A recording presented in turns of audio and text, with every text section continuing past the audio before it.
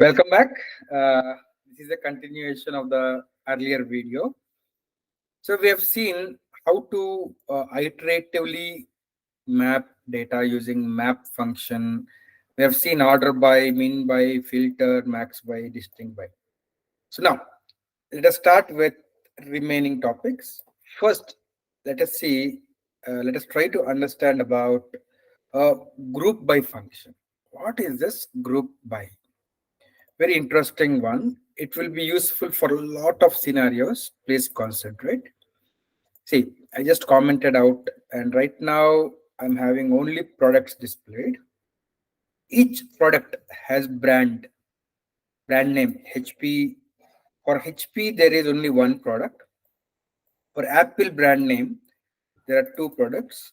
For IBM, one, Motorola, one, and Samsung, one. Now, what I want to do is I want to group the products by brand name. So once we have an array of products, I want to group products by brand name. How to use? How to do?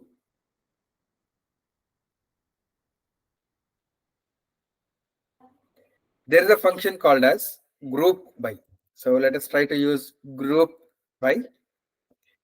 If I click on group by, control click, let us see, there is a group by function which will take array as input, first argument, and second argument is a criteria function where it will be passed with item comma index, and we have to return based on what we want to group by. So output of group by is actually an object. Okay, so it is little bit confusing to see this syntax. Let me tell you through this example. So what is the first argument for group by? Array. First argument space, a function name. Second argument is a function which will take item comma index, and it has to return what is a group by field. I want to group by product name. So item dot, okay, each item is having product, and inside that brand name. Item dot product dot brand name. See the output now. Hey, what is the output after group by? What is the return value of group by? It is an object. Key is first brand name HP, and value is array of all HP products. Again, key is Apple, the brand name. Value is array of all Apple products. IBM, value is array of all IBM products. Like that, we have done a group by brand name. Okay, so remember, for examination purpose or interview purpose, it is very important. The return value of group by is an object, not an array. The input to group by, or the first argument to group by, is an array. You'll take an array of items, and then output of group by is an object where key is based on what you're grouping by. Here in this case, brand name, and value is all the elements in the array which is having that particular key. So this is how group by works. Okay, we understood about how group by works. Later, I will practically show you few more use cases of group by. So that's about introduction to what is group by. Fine. Now let us go with next thing. For each product, if you see, there are images.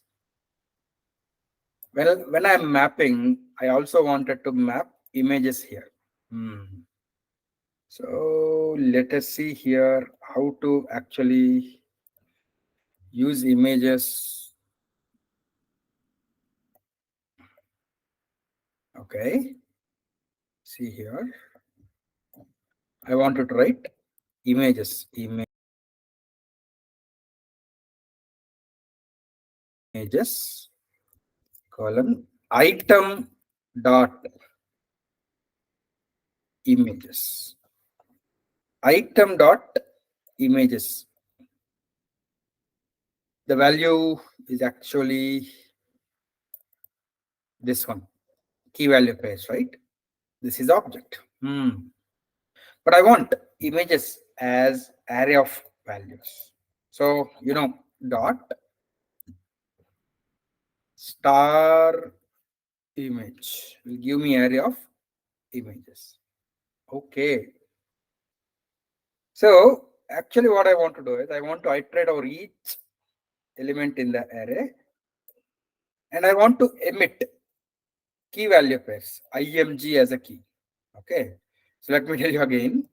Actually, once I use item dot images, I'm getting this object, right? In this object, I want the key to be IMG only, not image. I want the key to be IMG only. So how to actually modify the key? There are multiple ways. I'll tell you one simple way.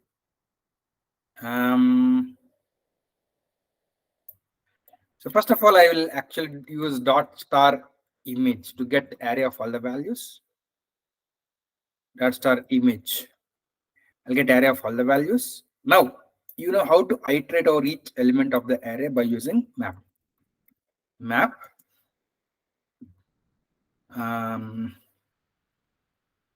Item comma index. Okay. And what I want to output is an object. Array of objects I'm getting. So what I'll do is I'll write img colon item. See, I got array of these objects. Okay. If you have array of objects, you know how to construct one single object using array of objects, right? See, this entire expression is returning me an array of objects. So I want a single object. So what I can do is I'll cut it. This is one object. I want to construct an object using array of objects. So I'll use parenthesis and paste this expression. Now see, I'm getting array, I'm getting IMG here, right? I got single object using array of objects. Good. But don't you think that this expression became complex? I'm iterating map inside map. Oh, if you are using map inside map, you're iterating inside an iteration, loop inside a loop. This is not a good programming style. It will make your logic complex to understand. So the best practice again here is to write such logic in a separate function.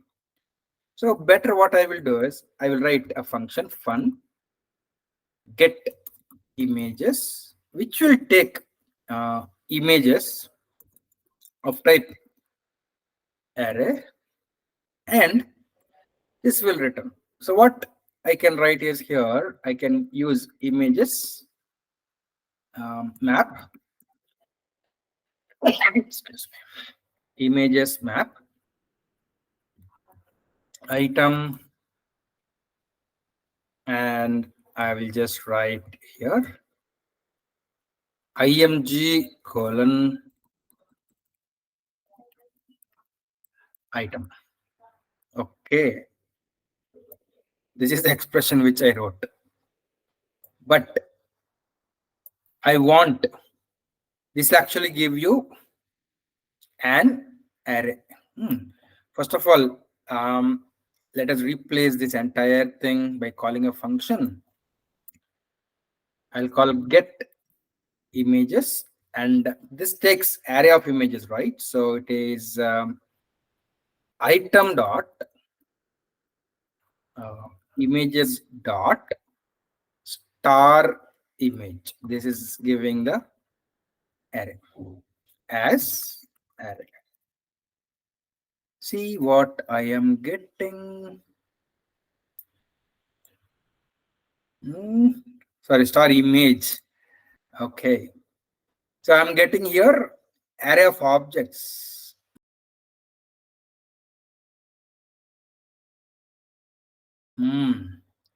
This is returning array of objects. This is actually returning array of objects. So if I want a single object, this is an object. Wrap inside evaluation parenthesis, paste. So this will give me right. So now I have written this logic of getting the image object in a separate function, and I am calling this here. Now the logic is very simple, right? We are not using map inside map. Good. This is the best practice. Whenever you have to use map inside map, don't write the logic there itself. Extract that logic to a separate function and call it. The logic will be understandable. It is very easy to understand. Good. Fine. Now, one more interesting thing I will tell you. Every product is having images. What if for a particular product there is no images at all? There is no images at all. I am getting an error. Is it? I'm getting an error. Cannot coerce a null to array, because here I am writing an expression as array. It cannot coerce null to an array. That is a problem. Now what I want is, I want this logic to be executed only if there is images tag, right? So what you can do is you can use an if condition. So I want to wrap this entire thing like this, and I will write if item dot images exists, question mark, existence operator. Hope you remember the existence operator. So if this condition is satisfied, that means if there is a key called as images inside item, then only this expression will be evaluated. See, for the first product, there is no images at all. For second product, there is images. So if the key images exists, then only this will be executed. So that's how you can conditionally emit a key value pair by using if like this. Okay, so now we understood some best practices. Now let us go to few more interesting things. What I want is, if I take each product, let me just take a payload first of all. We just take payload. This is a payload, right? Payload dot products. This is one product. I want all the keys in an object. This is one product. I want all the keys in an object to be in capitals, uppercase. How to achieve it? This is my requirement. Let me copy this one single product. I will take it as a sample. I just create a variable where product is equals to. This is one single product object. See, common mistake what many people will do is, as I said, my requirement, all the keys must be capital. Many people, suppose if I use the array, let's assume that I have this array. My requirement is all the keys should be capital.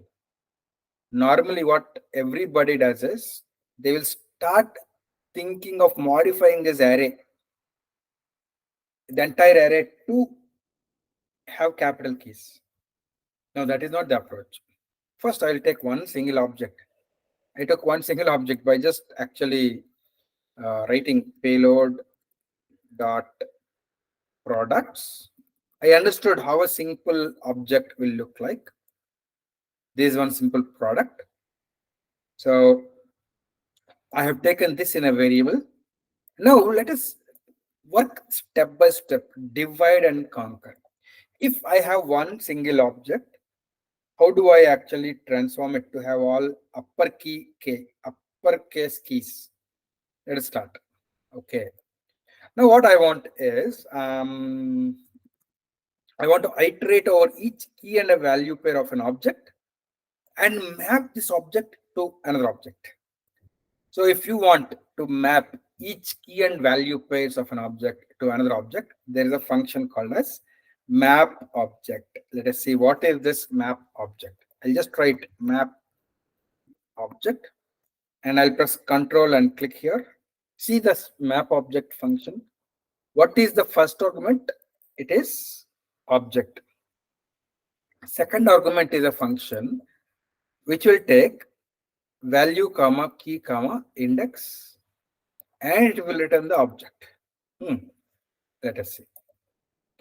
So it is very important to understand this map object function. First argument to map object is an object. So this product is having an object. Second argument is a function which will take value comma key comma index and it has to return an object. So I will write k colon v. Let us see. Hey, actually what this map object function will do is it will iterate over each key value pair. For each key value pair, this function is called. For each key value pair, this function is called value comma key is passed and index also is passed. Here in this case, I'm not using index. So whatever you map, however you want to map the key value pair, you map it, that will be added to the output object. But why key? Key is just like k. Actually, I told you that keys are by default strings. If you want keys also to be evaluated, then you have to wrap the key inside evaluation parenthesis. Now see, the actual keys also got evaluated. Now I want to make this key as upper. I use upper function. Got it. All the keys are in uppercase. But after the nested object, these nested keys are not upper. I want same logic to be recursively applied for nested objects also. Okay, I use the word recursion. If you want to recursively call, you have to keep this logic in function. So as I want this same logic to be applied recursively to a nested object, I will write this logic in a function. See this carefully. It might be confusing.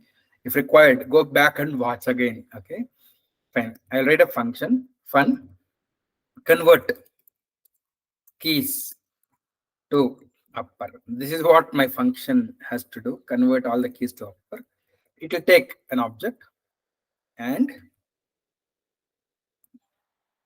I will write obj. So whatever object we passed, I want to iterate over each key value pair. I want to map this object to another object. So I'll use map object. Second argument is a function which will take value comma key comma index and I will return this thing. Fine. The same logic I wrote inside a function. Now I'll call convert keys to upper and pass the product object. Same thing, but nested keys are still not upper. So what I want is for the value also, I want same logic to be applied. For the value also, I want to call the same function recursively. But if value, if whatever we are passing is of type object, okay? So actually right now there are issues here. I have to write a condition. If whatever is passed to this function is of type object. So to check the type of whatever argument is passed, there is a function called as type of obj is equals to object.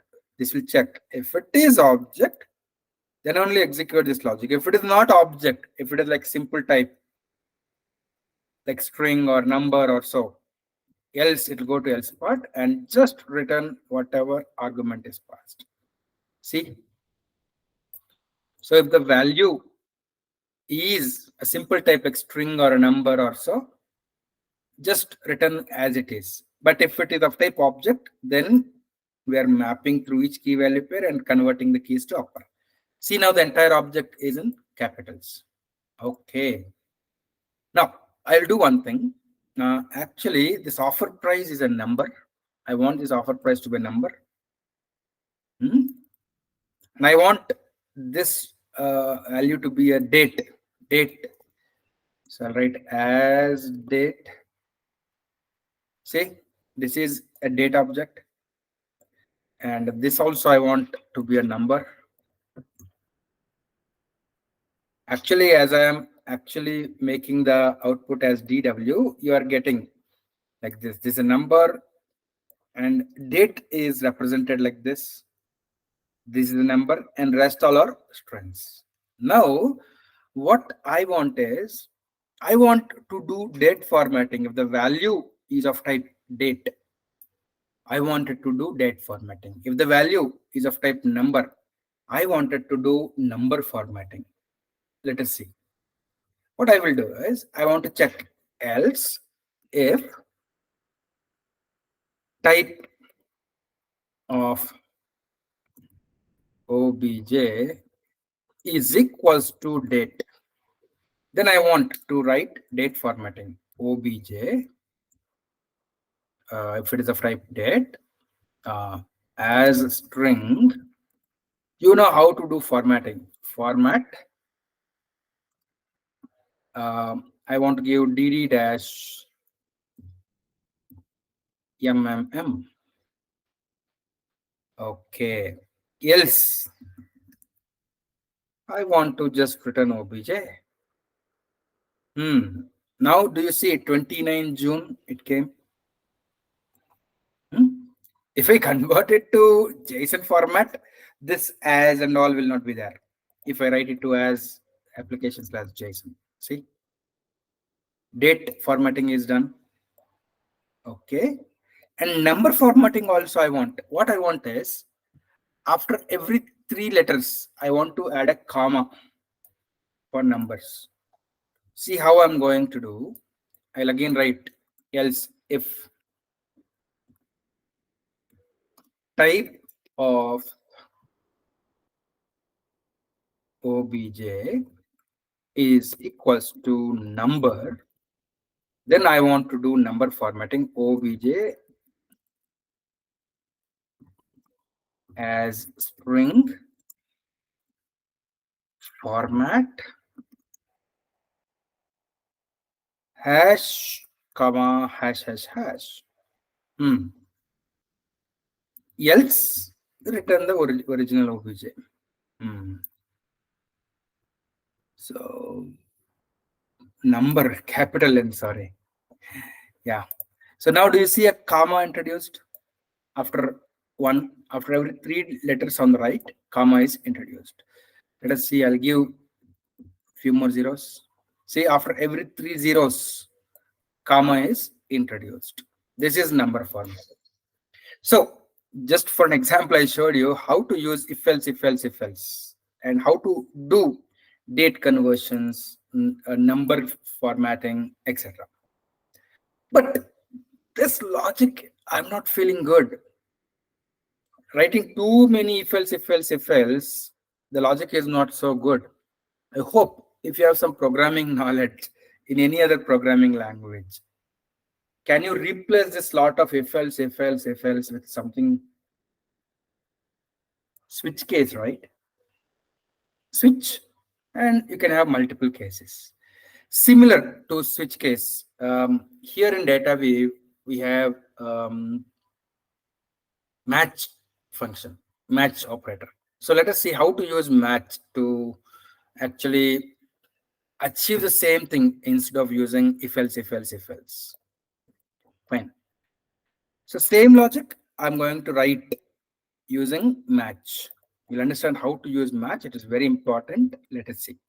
I'll write another function for the same purpose. Convert keys to upper using match. Okay, here instead of using if else, I will use match. Okay, now, so what I'm going to do is I'm going to use obj match. Match is like switch. Okay, then in switch case, there will be default, right? After all cases, there will be default. First, I'll write default. Default has to be written using this syntax else. So I will write here this one. And here, actually, I want to call the same function recursively.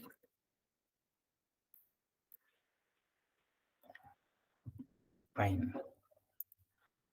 Now, in the body, instead of calling convert keys to upper, I will call convert keys to upper using match. Let us see.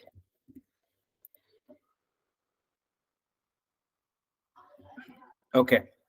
Issues are there right now because we just have to write other cases as well.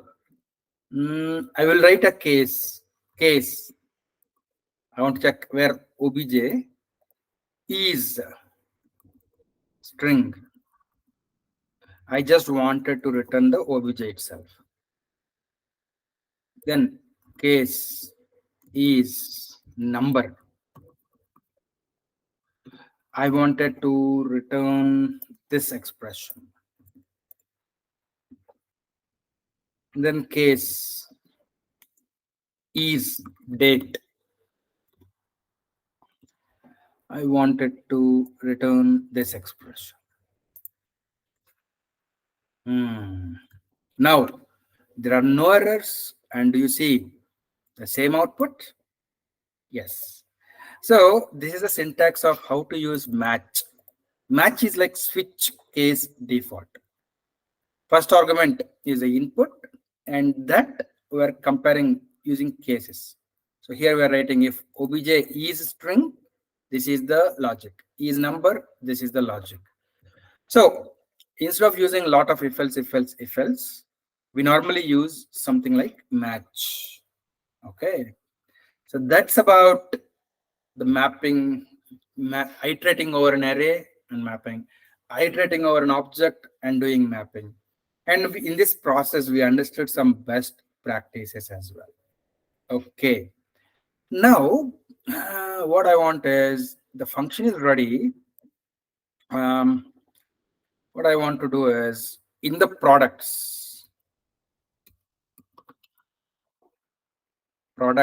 is containing this, right? Products, here we are mapping. If you want all the objects in this array to have capitals, what can you do?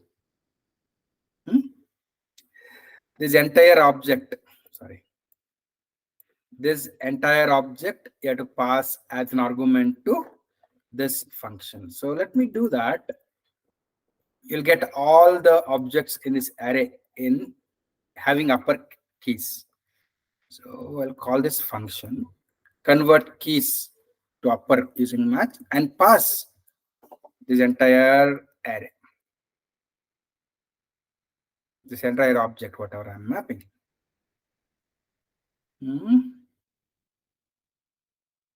Sorry.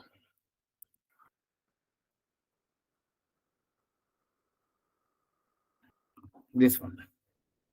Yes.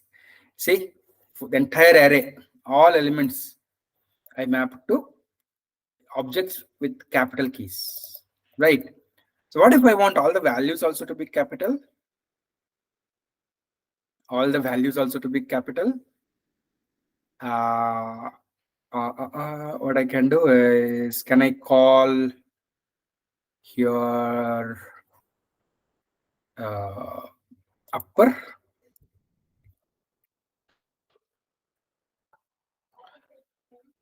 All the values also are capital, right? So that's it. It's our logic. So now we are done. What you can do is you have to practice. So you can go to day 15, and here there's a document using map order by filter map object. So for last video and this video, this is the exercise to be done. It's a big document containing 17 pages. Whatever I have discussed here, everything is documented. So before you go to the next topic, please complete this exercise, then only go to the next topic. Practice is very important. Okay, that's all. I'll see you in next lecture.